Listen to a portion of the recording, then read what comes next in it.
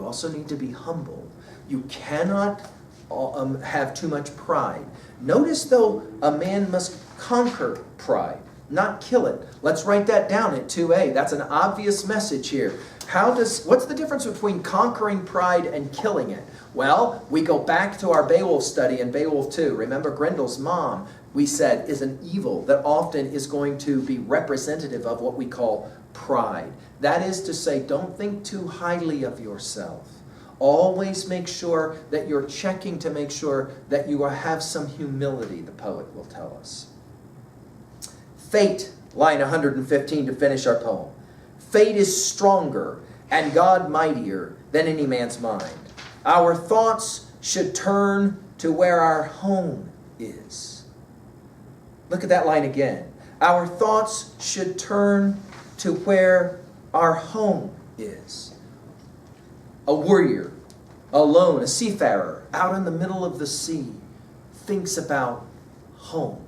Many soldiers have reported that when they are in the middle of some terrible experience, far away, the one thing they think about is home. Consider the ways of coming there, that is to say, to home. Then strive for sure permission for us to rise to that eternal joy, that life born in the love of God and the hope of heaven. Praise the holy grace of him who honored us, eternal, unchanging creator of earth. Amen.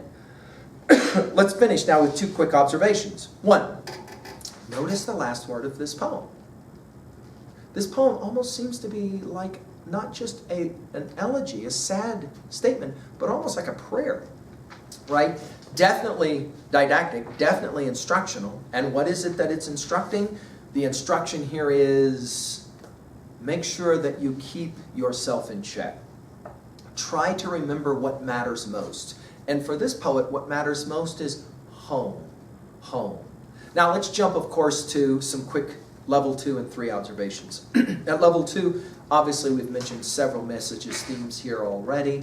We've mentioned already some literary techniques. Go back, for example, really quickly to page 18 and just pay attention under literary analysis to all of the different kinds of literary analysis topics that are there. The kenning we already saw for the whale's home being the sea, right? Find an example of assonance. Find an example of alliteration as you prepare for the examination. This would make some sense. Let's talk level 3 really quickly. At 3A, what is for you the text that best represents the distinction between being alone and loneliness? What is for you the classic example in a film, a video game? What is your favorite song about loneliness and getting through loneliness? The only way to get through loneliness is to stay alive, to keep sailing, to borrow the metaphor from Seafarer, and hope that someday you'll get back home. That is to say, to a place where you are safe. Finally, let's ask about 3B. How do you relate to a title like this? When was the time for you that you most identified with what the Seafarer is saying? A time when you were lost and alone and lonely. A second question. Do you think it's at all helpful to say out loud the reasons you're lonely, to write about them? I've had many students that report, you know what, when I write about how I feel lonely, it somehow seems to make me feel a little less lonely, like I somehow have the ability to kind of write my way through it.